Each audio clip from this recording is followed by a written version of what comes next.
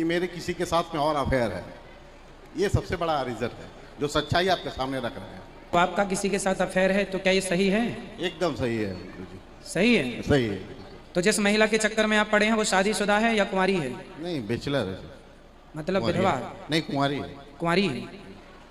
20 लाख का फ्लैट भी उसको किन के दे दिए हैं, फिर भी वो छोड़ने का नाम नहीं लेती है। तो पैसा उसको 20 लाख का फ्लैट भी दिए हैं? हाँ जी गुरुजी। गुरुजी वो अच्छी लड़की नहीं है, ये चौथा घर बिगाड़ रही है वो।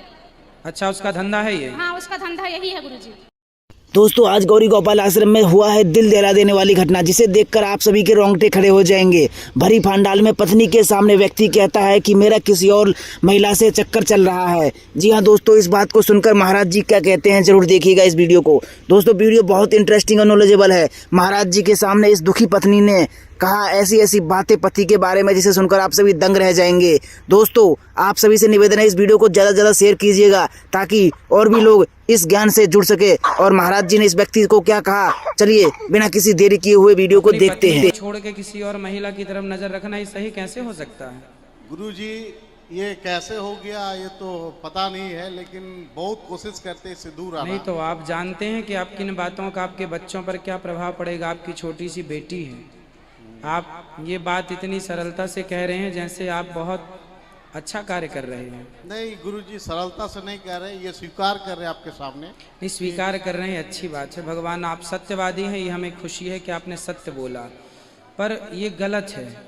इससे आपकी बेटी पर, आपके परिवार पर क्या प्रभाव पड़ेगा ये आपने कभी सोचा है पलटकर अपने परिवार की ओर?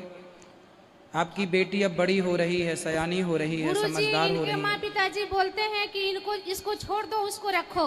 ये कहाँ कन्या है गुरुजी, इसके लिए झगड़ा होता है। सबसे इनका माँ पिताजी इनको मन बढ़ा दिए हैं। देखो, आपके झगड़े में बच्ची कह रही है कि हम पढ़ नहीं पाते।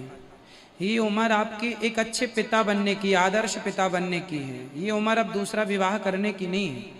अब आपकी बेटी बड़ी हो गई, 12 साल की तो होगी, 8-10 साल की, 10-12 साल की बेटी है। 18 साल का लड़का है गुरुजी। अच्छा, आपका 18 साल का लड़का है? हाँ गुरुजी। अब देखो बेटे सयाने इनको हम गुरुजी छुड़ाने का कोशिश करते हैं, ये बोलते हैं, लेकिन इनका माँ पिताजी को कहने का उद्देश्य है कि इसको छोड़ो, ये बदमाश है, उसको रखो। आपको छोड़ने का बोल रहे हैं इनके हाँ, पिता? इनका पिताजी एकदम बोलते हैं, माँ पिताजी बोलते हैं कि बदमाश, इसको छोड़ दो। ना ना ना, एक ऐसा बाप कैसे कह सकता है अपने बेटे को कि तुम अपनी पत्नी को छोड़ के दूसरी ले आओ? ये फिर पिता जैसी बातें नहीं है। यही तो बात है गुरुजी। कोई बाप ऐसा नहीं कह सकता। यदि कोई बाप कहे तो फिर वो बाप के अधिकार से मैं उसे वंचित करता हूँ कि वो बाप कहलाने के अधिकारी नहीं है। तो ये बोलते हैं ना कि इसी के कारण इनका माँ पिताजी से हमसे बात नहीं होता है। तो ये बोलते हैं कि तुम बदमाश है, मेरा माँ पिताजी से क्यों बात नहीं करती है? तो आप अपने सास ससुर की सेवा करते हैं? सेवा सब चीज करते थे पिताजी, लेकिन वो कहते हैं कि नहीं, ये बदमाश है, ये बदमाश है, बदमाश है, बदमाश करते रहते। चलो आपके पति से, अच्छा आपकी, चलो आप पति से बात कराओ। अच्छा, आप चलो कह रहे हैं कि आपका किसी के साथ है चक्कर, आपकी पत्नी शुद्ध है आपकी नजर में कि नहीं? जी शुद्ध है। तो फिर आपकी पत्नी जब पतिव्रता है, आप मान रहे हैं इस बात को जी, तो फिर क्यों आप अपना जीवन बिगाड़ रहे हो? पत्नियां ऐसी सबको नहीं मिलती पवित्र, गंगा की तरह। आज के युग में आपको मिली हैं, लेकिन आप दुरुपयोग कर रहे हैं ऐसी पत्नी का। इसलिए ये गलत रास्ता छोड़कर आप सही रास्ते पर आइए। आपका जवान बेटा है, 18 साल मतलब जवान बेटा।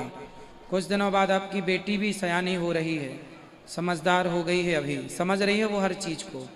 बहुत बड़ा दुष्प्रभाव पड़ जाएगा बच्चों पर यदि आप आज नहीं जागे तो। पर नारी से बचना ही चाहिए। पराई स्त्री तो पैनी छुरी तीन तरफ से खाए, धन हरे, यौवन हरे और घोर नरक ले जाए। रावण पराई नारी के चक्कर में ही पड़ गया, सर्वनाश हो गया कि नहीं?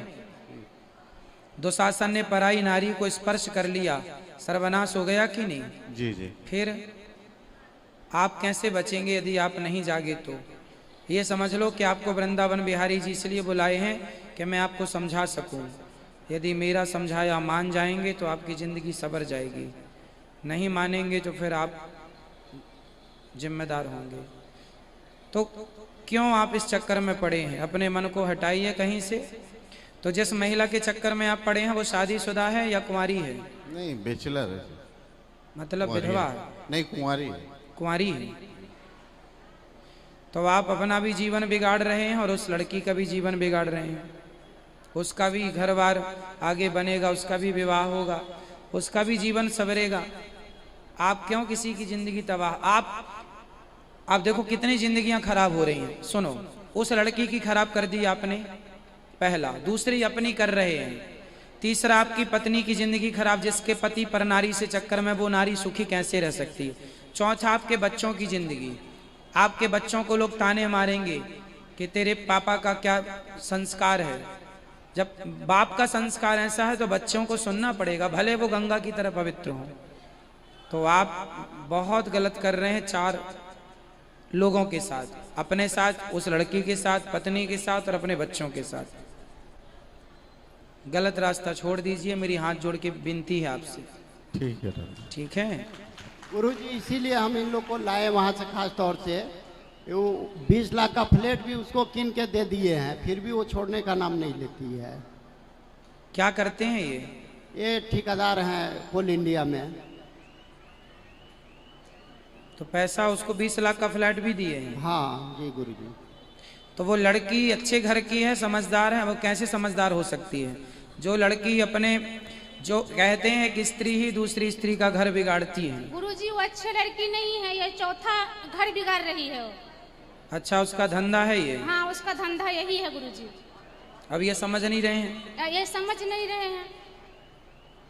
उसका चलते मेरा घर संसार एकदम बर्बाद हो गया गुरुजी। लास्ट में हमको यहाँ आना पड़ा। एक बात समझिएगा कि जैसे इनके पति कह रहे हैं कि मेरा किसी पर नारी से चक्कर है, फिर भी इनकी पत्नी इनके साथ है।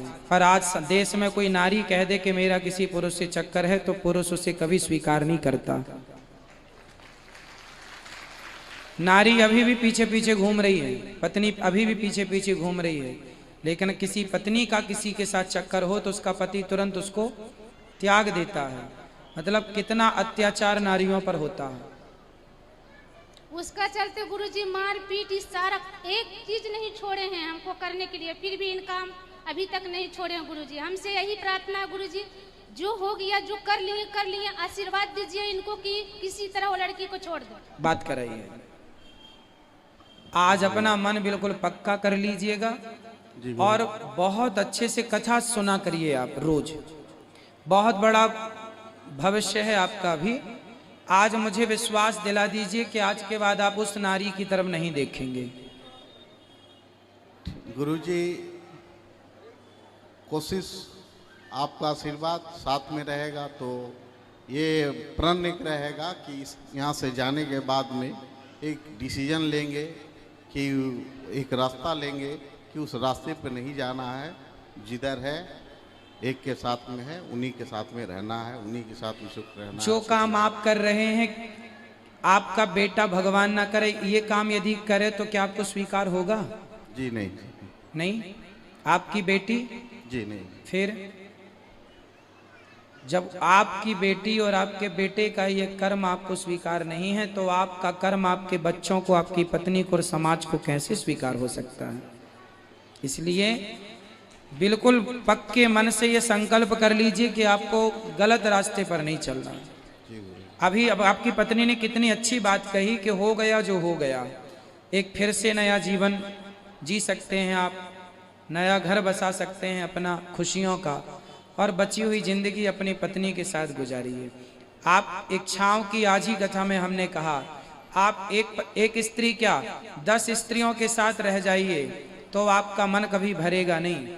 ये मन बड़ा चंचल है। स्त्रियों के संबंध से किसी का मन भरता तो लोगों ने तो बहुत सारे राजा महाराजाओं ने बहुत सारी स्त्रियों का संग किया है, फिर भी याद रख सिकंदर के हौसले तो वाली थी, परंतु जब जमी से गया तो दोनों हाथ। इच्छाएं किसी की पूरी नहीं होती। किसी से पूछ लीजिए संसार में इच्छाएं पूरी हो जाए तो। इसलिए भगवान राम ने एक पत्नी व्रता का व्रत लिया है। उन्हीं आदर्शों पर हमें चलना चाहिए, उसी पद चिन्हों पर चलना चाहिए। एक पत्नी व्रता बनना चाहिए, एक पतिव्रता और एक पत्नी व्रता। पुरुष भी पत्नी व्रता होता है, जो एक पत्नी के संग रहे वो पत्नी व्रता होता है, और पत्नी वो है जो एक पतिव्रता, एक पति के साथ सारी जिंदगी गुजार दे।